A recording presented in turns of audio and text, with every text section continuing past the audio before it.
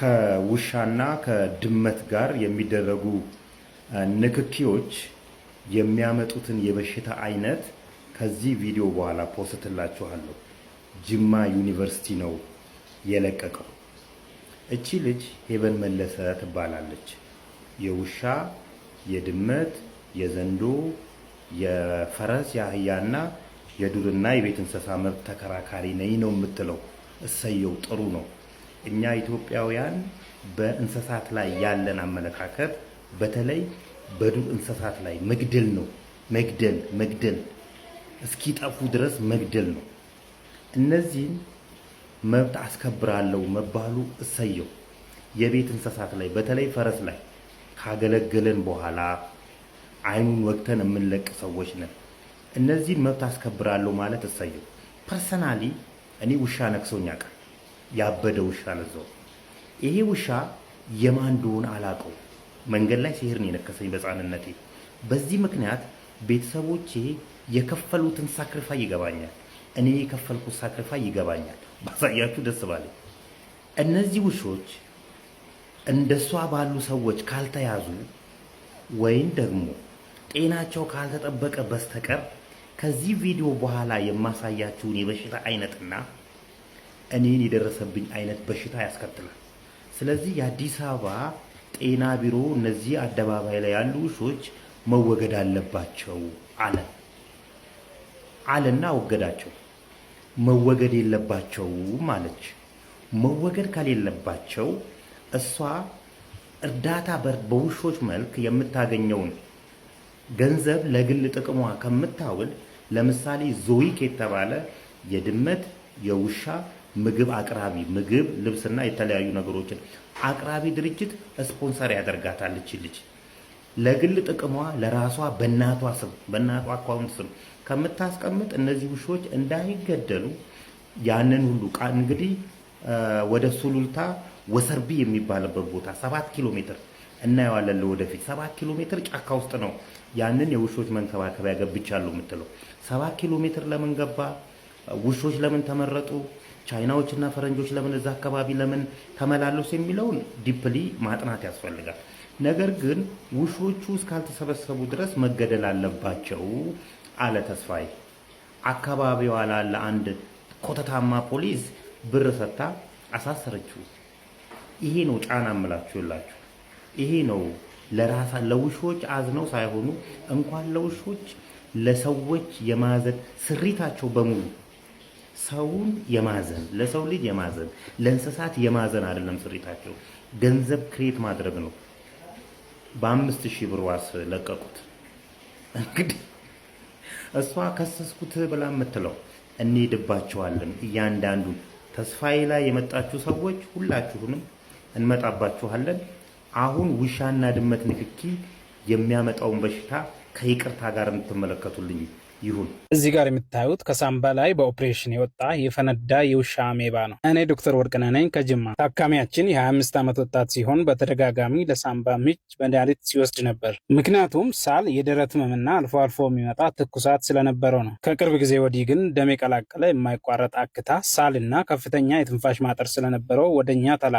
ባደረግንለት ምርመራም የፈነዳ የቀኝ ሳምባ የውሻ አሜባ መሆኑን አረጋገጥን። ይህ በሽታ ከውሻና ድመት ጋር ባለን ንክኪ የሚመጣ ሲሆን በጊዜ ካልታከመ እንደዚህ አይነት ችግር ሊያመጣብን ይችላል። አንዳንድ ጊዜ የፈነዳ ከረጢት፣ የአየር ቱቦ መዝጋትና እንዲሁም ከፍተኛ መድማትን ሊያመጣ ይችላል። ለታካሚያችንም የተሳካ ኦፕሬሽን አድርገን ከረጢቱን አውጥተን የተከፈቱ የአየር ቱቦዎችን ጠግነንለታል። አሁን ጥሩ ሁኔታ ላይ አዳማ ከተማ ላይ ሽንሻኖ የሚል ቡድን አለ። ይህ ሽንሻኖ የሚባለው ቡድን የሚሸነሽነው መሬት ነው። እንዴት ይሸነሽናል የሚለውን እናያቸው። ለምሳሌ እዚህ ጋር ሜቢ ኮሚኒቲ ጋይድላይን እያስቸገረኝ ነው፣ ግን እዩት። እነዚህ ሁሉ ካርታዎች የተዘጋጁት በሽንሻኖ ቡድን ነው። የሆነ የገበሬ መሬት ገበሬው ከፈቀደ እሰየው፣ ካልፈቀደም ካርታ ይሰራሉ። አርቲፊሻል ካርታዎች ይሰራሉ። አርቲፊሻል ካርታዎቹ ይሰሩና ሁለት ነው የሚሰሩት ለአንድ ቦታ ላይ። አንደኛው ቶለ ኦልቱ የሚባሉ አሉ። ቶለ ኦልቱ ማለት በጎ አድራጊዎች ማለት ነው። በየቢሮ በነፃ የሚያገለግሉ ማለት ነው።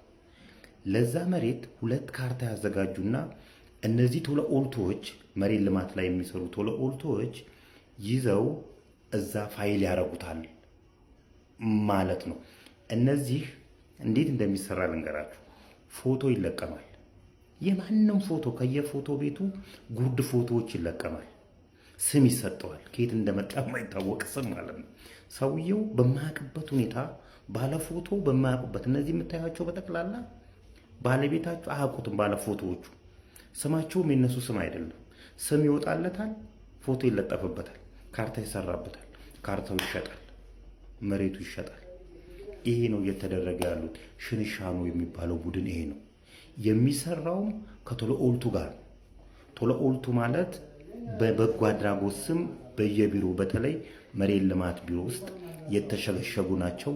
የሚመለከተው የአዳማ ከተማ አስተዳደር እያቸው እነዚህን ሰዎች እያቸውና እውነት መሬት አላቸው ከሆነ እኛና እናንተና እኔ እንተዛዘባለን። እናስመጣላችኋለን፣ እንገነባላችኋለን፣ መኪና አስመጥተን እንሰጣችኋለን፣ ቤት ገንብተን እንሰጣችኋለን የሚሉ ካምፓኒዎች ከሚያታልሏችሁ መንገዶች አንዱ ኢንሹራንስ ነው።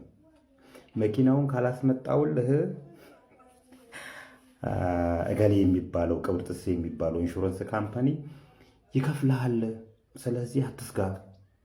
እኔ በቅብጥሴ ዓመት ገንብቼ ካላስረከብኩ እንትና የሚባለው የኢንሹራንስ ካምፓኒ ብርህን ይመልስልሃል ከነወለዱ። ወገኖቼ እንደዚህ አይነት ኢንሹራንስ የለም። እኔ ድንገት ከሰረኩህ እንትና ይከሰጥሃል እኮ ነው። በሌላ ቋንቋ ኢንሹራንስ ካምፓኒ ለምን ይቋቋማል? እንደዚህ ከሆነ እንትና ከሰረቀኝ ብሬን ይመልስልኛል ብለህ እንዴትስ ታምነዋለህ?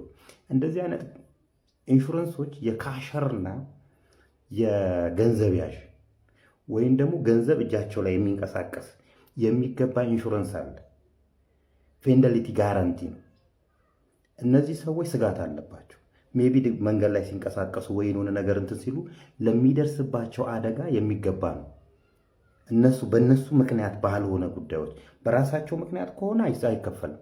በእነሱ ጉዳይ ባልሆኑ ነገሮች ሰዎች ተደራጅተው ያን ነገር የምትን የሚሏቸው ስለሆነ ዶሮ ጮህ እውነት ነው ማለት ነው የሚሰጥ ነው እንጂ አንድ ሰው እኔ ካልሰጠውህ እበሌ የሚባል ኢንሹራንስ ካምፓኒ ይሰጥሃል የሚባል የኢንሹራንስ አይነት የለም። አሁን በቅርብ ስሙን ማልጠራላችሁ ካምፓኒ ኢንሹራንስ ገብቼላችኋለሁ፣ ቤት ገንብቼ ካልሰጧችሁ ይመልስላችኋል የሚል ነበር ጋራንቲው። ያን ጋራንቲ ግን ስናየው የፍለድ ነው። ገና ፍለድ ከተከሰተ ላልተረከብከው ቤት ፍለድ ከተከሰተ ፍለድ ጎርፍ የተገባ ነው እና ኢንሹራንሱን በስነ ስርዓት አንብቡ። እንደዚህ አይነት ኢንሹራንስም ተፈጥሮ አይታወቅም። ዝም ብላችሁ